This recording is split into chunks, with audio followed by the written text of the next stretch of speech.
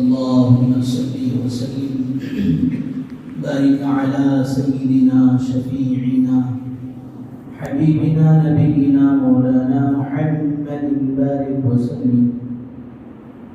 نحمده ونصلي على رسوله الكريم.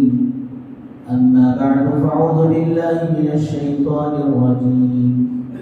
بسم الله الرحمن الرحيم. فقلت استغفروا ربكم إنه كان غفارا.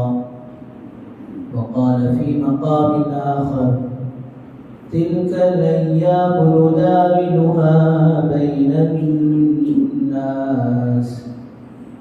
وقال رسول الله صلى الله عليه وسلم التائب من الذنب كمن لا ذنب له، أو كما قال عليه الصلاة والسلام.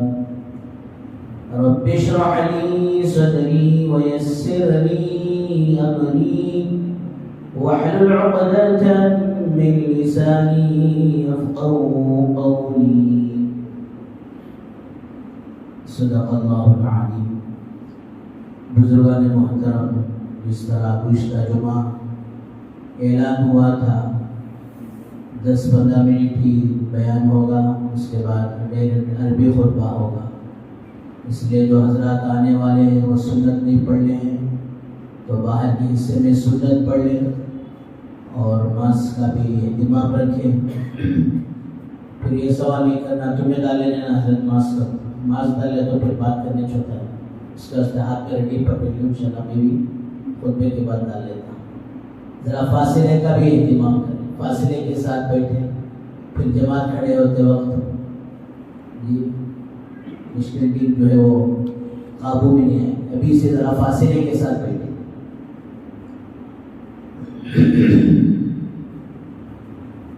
بزرگوں دوستوں، آپ سبھی حضرات ماشاءاللہ اچھی طرح جانتے ہیں کہ کرونا کی تیسری وبا، تیسری لہر بڑی تیزی کے ساتھ پھیل رہی ہے.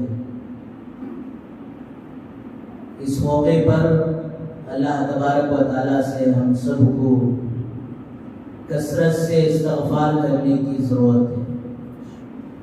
اور پھر یہ حالات دنیا میں آتے رہتے ہیں، کوئی یہ نئی بات نہیں ہے. وَتِلْكَ الْأَيَّامُ نُدَاوِلُهَا بَيْنَ النَّاسِ. اللہ رب العزت اپنے کلام مقدس میں ارشاد فرماتے ہیں ہم لوگوں کے درمیان دنوں کو عدلتے بدلتے ہیں.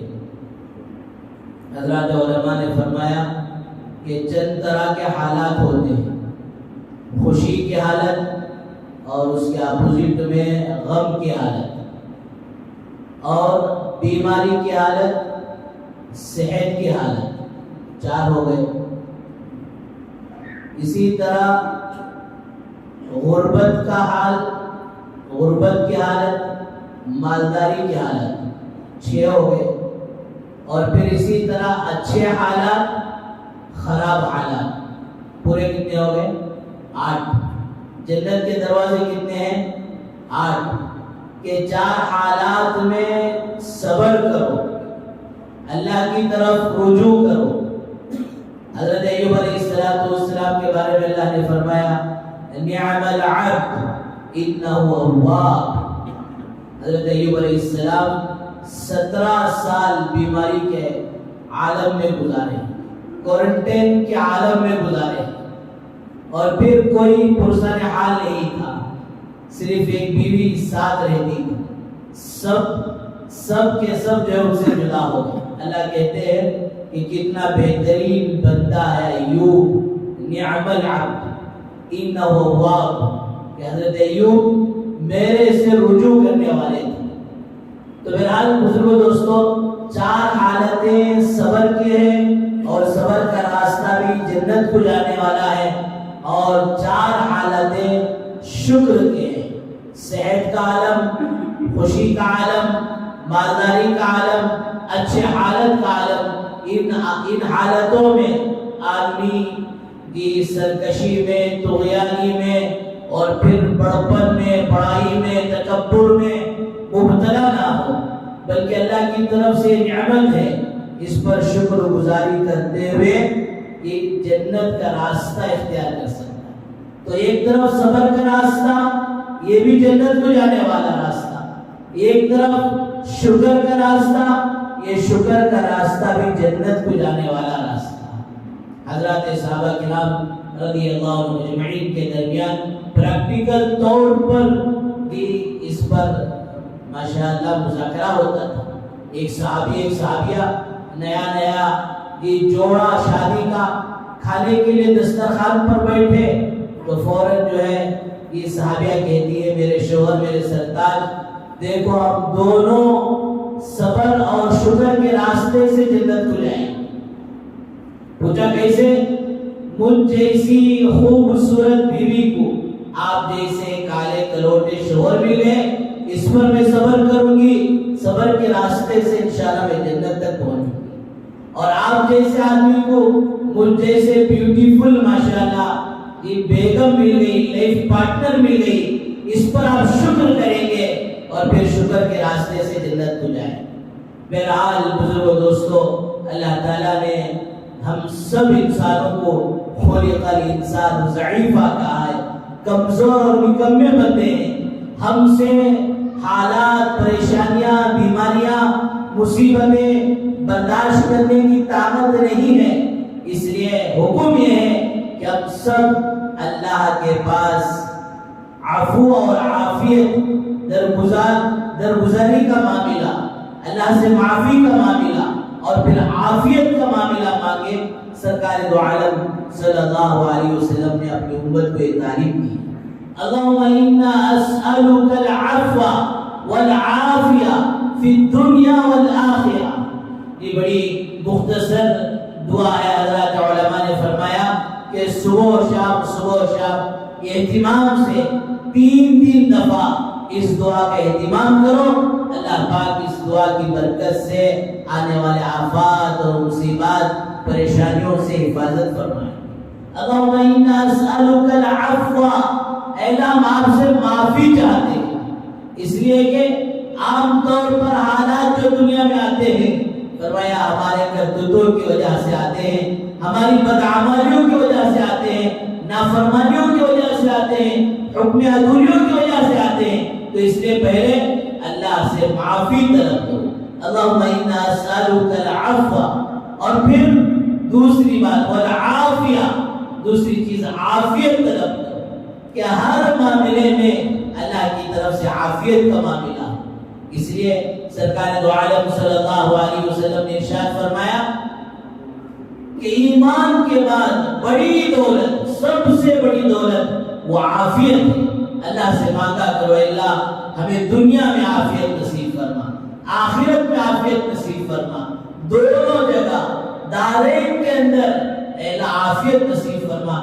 اللہ کے نبی صلی اللہ علیہ وسلم نے عافیت کے طلب کرنے کا حکم دیا۔ 2 باتیں ہو گئی کہ دنیا صرف خوشی کی جگہ ایسی بھی نہیں ہے، غم کی جگہ ایسی بھی نہیں ہے، یہاں یہ ساری چیزیں ملی ہوئی ہیں کہ ایک طرف صبر کرو راستہ جنت کا ملے گا صبر کے ذریعے سے، ایک طرف شکر کرو شکر کا راستہ بھی جنت تک پہنچے گا۔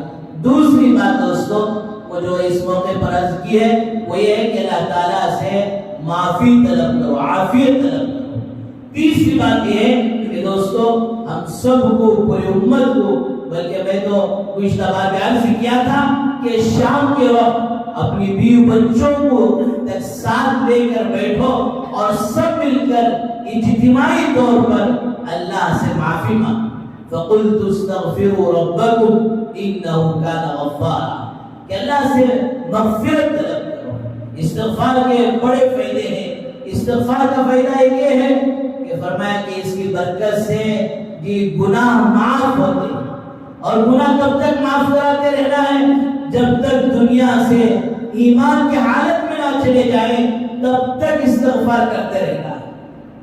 تو استغفار کی برکت سے ایک تو یہ ہے کہ جو گناہ معاف ہوتے ہیں، اور استغفار کا دوسرا فائدہ یہ ہے کہ بزرگوں دوستو تنگیاں، پریشانیاں، مصیبتیں دور ہوتی ہیں۔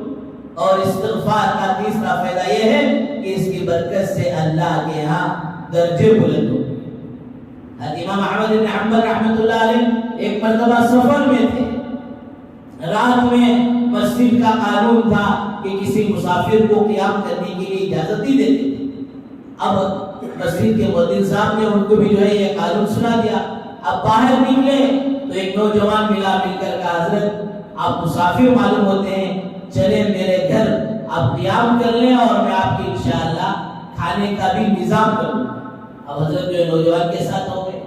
اب جا کر گھر بٹھایا اور بیچارہ ماشاءاللہ اس کا کام بھی جو ہے نان بائی تھا اور روٹی بنانے والا تھا. آٹا پلا رہا, استغفر اللہ استغفر اللہ, روٹی پکا رہا, روٹی بیل رہا ہے, استغفر اللہ استغفر اللہ. اور پھر اس کے بعد جب روٹی پکانے کا موقع آیا تب بھی وہ استغفر اللہ استغفر اللہ. اور استغفار ایک ایسی چیز ہے, حضرت لقمان علیہ السلام نے اپنے بیٹے سے کہا بیٹے رب اغفر لی, اسے کثرت سے پڑھتے رہا کر, پتہ نہیں اللہ کے ہاں کون سی گھڑی قبولیت کی ہو. اور پھر یہ چھوٹا سا لفظ رب اغفر لی, اے اللہ میری مغفرت کر دے, قبول ہو جائے تو بیٹا تیرا بیڑا پار ہو جائے گا. تو یہ بار بار کے استغفار پر امام احمد بن حنبل رحمۃ اللہ علیہ نے اس سے پوچھا بھائی نوجوان یہ تیرا عمل کیا ہے؟ حضرت میں نے جب سے استغفار کی فضیلت سنی ہے تب سے ماشاءاللہ میرا یہ عمل ہے کہ میں کثرت سے استغفار کرتا ہوں, میری زبان پر کبھی بھی جو استغفار جاری رہتا ہے. اور پھر اس نے کہا حضرت اس استغفار کی برکت سے میرے بہت سی مرادیں اور میری بہت سی تمنائیں اللہ نے پوری کر دی, بس آپ ایک دعا کر دو کہ میری ایک تمنا باقی رہ گئی کہ اللہ اسے پوری کر دے. پوچھا وہ کیا باقی ہے؟ کہا میری تمنا اور خواہش ہے کہ وقت کے ولی امام احمد بن حنبل سے میری ملاقات ہو جائے. تو حضرت نے آگے سے کہا جا, اللہ نے اسے بھی پوری کر دی, میں ہی امام احمد بن حنبل. برات بزرگوں دوستوں, فرمایا کہ یہ وبا کے دن ہیں, وبا کے ایام چل رہے ہیں. اس وقت ہم سب کو جو دنیاوی اعتبار سے حکومت کے اعتبار سے جو گائیڈ لائنس ہیں اسے بھی فالو کرنا ہے اور اس سے کہیں زیادہ اللہ کی طرف رجوع کرنا ہے. کہیں ایسا نہ ہو کہ پچھلی 2 مرتبہ جو حالات ہم پر گزرے ہیں, اللہ کی رحمت کے دروازے پر رمضان جیسا مہینہ ہم سے جو ہے دوستو بغیر اجتماعی اعمال کے جو گزر گیا, ایسی نوبت نہ آئے. اس لیے استغفار کی کثرت کریں. اور بالخصوص ہفتہ اور اتوار ویکنڈ کرفیو ہے, اکثر مجمع گھر میں بیٹھتا ہے, بیٹھ کر دینی پروگرام بنائے, دینی مجالس قائم کرے جس کے اندر ماشاءاللہ قرآن مجید کا سیکھنا سکھانا ہو, سورہ ملک یاد ہو جائے. اللہ کے نبی صلی اللہ علیہ وسلم نے فرمایا میری دلی تمنا اور آرزو ہے کہ سورہ یاسین اور سورہ ملک میرے ہر امتی کے سینے میں ہو. فرمایا اللہ کے نبی صلی اللہ علیہ وسلم کی خواہش پوری کرنے والے بنے. آپ پر کثرت سے درود شریف کا اہتمام ہو, استغفار کا اہتمام ہو. یہ ہمارے ایک بزرگ ساتھی کہتے تھے کہ مسلمان کا گھر ماشاءاللہ گھر والے نوافل میں مشغول ہیں تو گھر گھر نہیں بلکہ مسجد نظر آئے. گھر کے سارے افراد بیٹھ کر ماشاءاللہ درود پڑھ رہے ہیں, کوئی تیسرا کلمہ پڑھ رہا ہے, کوئی استغفار پڑھ رہا ہے, تو ماشاءاللہ ہمارا گھر گھر نہیں بلکہ کوئی خانقاہ نظر آئے.